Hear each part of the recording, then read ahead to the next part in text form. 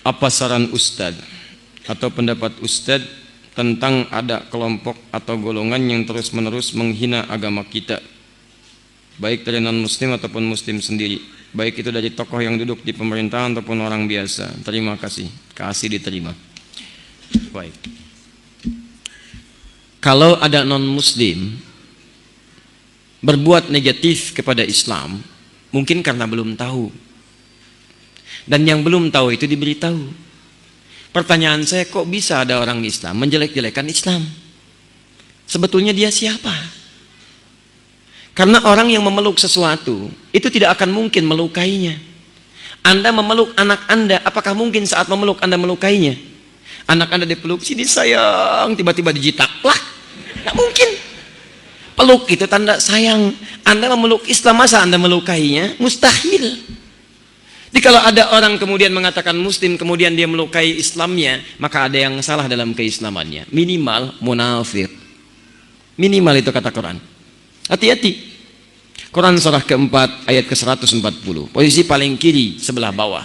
Ini sikap bagi orang munafik. Cirinya kadang kalimat-kalimatnya bagus. Cirinya di Quran surah kedua ayat 204 sampai 207.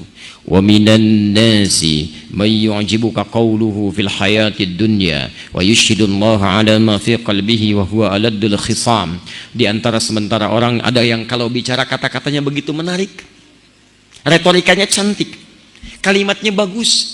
Kadang-kadang membawa nama Allah. Ayat Quran dipotong-potong padahal dia musuh yang paling bahaya. Coba Anda lihat. Ada mengaku muslim tapi bisa mengatakan kalimatnya bagus. Semua agama itu sama, menuju pada Tuhan yang sama, cuman caranya beda-beda. Pernah dengar kalimat itu? Siapa yang mengucapkan? Tuh, kalimatnya bagus, seakan-akan menarik, kata Quran, padahal dia musuh yang paling nyata. Itu sudah jauh-jauh hari diperingatkan oleh Nabi. Anda buka hadis Muslim jilid yang pertama halaman 111 bab yang keempat hadis nomor 6 paling kiri sebelah atas di kitabnya.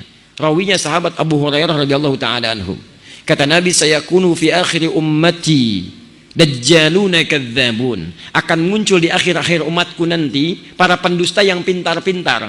Ada dajjal, ada masih ad-dajjal. Kalau dajjal saja bukan makhluknya, tapi mengambil sifatnya. Di antara sifatnya pintar. Dajjal itu dajjal itu pintar atau bodoh? Pernah lihat? Masya Allah.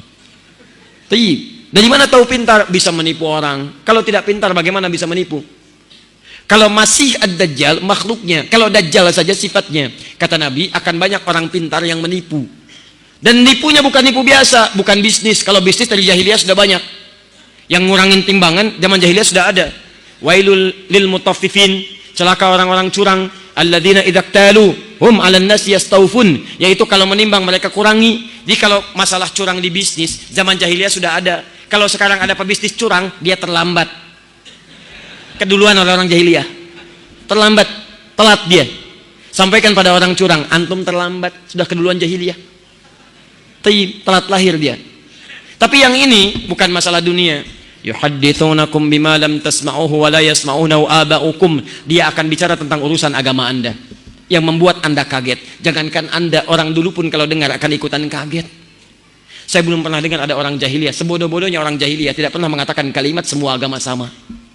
Coba lihat, saya tanya sekarang, yang mengatakan semua agama sama itu orang pintar, orang bodoh? S1, S2, S3, S4, kerupuk 2. Pintar. Kecil. Itu teman-teman sekalian, mohon maaf. Itu kata Quran, orang-orang bermasalah. Nah, menyikapi orang seperti ini, dalilnya Quran surah 4 ayat 140. Wa qad nazzala 'alaikum fil kitab, telah tetap ketentuan dalam Al-Qur'an. An idza sami'tum ayatillahi yukfaru biha. Ini akhir dari jawaban kita. Jika ada seseorang yang memalingkan ayat Al-Qur'an, mengingkari ayat-ayat Allah, wa yustahza'u bihi, atau minimal mengolok-olok Islam, mengolok-olok misalnya jilbab, mengolok-olok syariat Islam, maka bagaimana sikap kita? Fala taqudu ma'ahum. Kata Quran, Anda jangan mencelanya. Tuh, indah. Daripada Anda buang-buang waktu mencela orang lain, lebih baik lisan kita dipakai untuk baca Al-Quran. Terlalu mahal energi kita untuk mencela mereka itu. Cukup kata Quran, tinggalkan mereka. Tinggalkan. Jadi kalau ada majlisnya jangan dihadiri. Kalau ada bukunya jangan dibaca. Kalau ada siarannya jangan didengarkan. Fala taqudu ma'hum. Itu sebagai sayang Allah kepada dia supaya dia mau berubah. Sebab kalau umat meninggalkannya, mungkin dia mau berpikir. Di Allah itu sayang pada dia supaya dia mau berubah. Hatta yakhudhu fi haditsin ghairi, sampai dia tobat kembali kepada pendapat semula. Maaf, innakum idzam mithluhum. Kalau Anda ikuti lama-lama Anda seperti mereka, ujung-ujungnya nggak sholat juga. Tinggalkan. Tapi kalau yang non muslim, kaidahnya berubah. Quran surah ke-16 ayat 125. Ud'u ila sabili rabbika bil hikmah wal mau'izatil hasanah wajadilhum billati hiya ahsan. Kalau ada non-muslim mempersoalkan Islam karena mereka belum tahu tentang Islam, maka sampaikan dengan cara yang bijak. Ya, maaf jangan dicela karena dia belum tahu. Yang belum tahu itu diberitahu, bukan dicela. Tunjukkan kebaikan. Pertama tunjukkan dengan akhlak dulu. Begitu dicela misalnya, waduh lewat teroris nih, lewat teroris, Masya Allah, besok kirim makanan. Assalamualaikum. Wah, awas ada teroris, ada teroris. Begitu datang, ada apa kemari? Kami mau kirim makanan. Kok kirim makanan? Kenapa?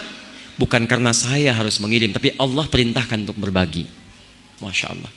Besoknya dia lewat, dia mencela, Anda senyum. Sampai hadir dalam benaknya, kok bisa ya? Ada orang yang katanya buruk tapi bersikap baik. Tiba-tiba dia ngajak diskusi Anda. Kenapa orang ini tidak baik? Pak, yang salah bukan Islamnya, yang salah orangnya. Kalau ada ajaran setiap tempat, sini jelek, sini jelek, sini jelek, yang salah ajarannya. Tapi kalau ada orang misalnya belajar, yang ini jadi baik, yang ini jadi salah. Yang salah bukan ajarannya, yang salah orang yang belajarnya. Saya waktu ada bom di Jalan Tamrin itu, bom Jalan Tamrin, saya datang ke Lampung. Langsung ada yang tanya, Ustaz, apakah bom di Jalan Tamrin termasuk jihad fisabilillah? Saya bilang, Pak, sependek pengetahuan saya, jihad fisabilillah itu jihad di jalan Allah, bukan di Jalan Tamrin. Kaidahnya lain. Beda. Lain kaidahnya. Itu teman-teman tunjukkan yang baik pada yang demikian itu, tunjukkan akhlak yang mulia. Dengan akhlak itu insya Allah tiba-tiba tampil dalam kalimatnya asyhadu an la ilaha illallah. Dan banyak ajaran Nabi yang menampilkan akhlak. Coba lihat, berbagi makanan kan ada di hadis Nabi. Ayo antum, ayo, terutama orang Padang yang punya banyak masakan itu. Payakumbuh, rendang payakumbuh. Masya Allah. Siapa yang masak makan, baunya tercium ke tetangganya, maka bagi tetangganya walaupun cuma kuahnya. Baca hadisnya dengan lengkap. Maksud kuahnya itu kalau antum masak kuahnya saja. Tapi kalau dengan rendangnya, bagi dengan rendangnya.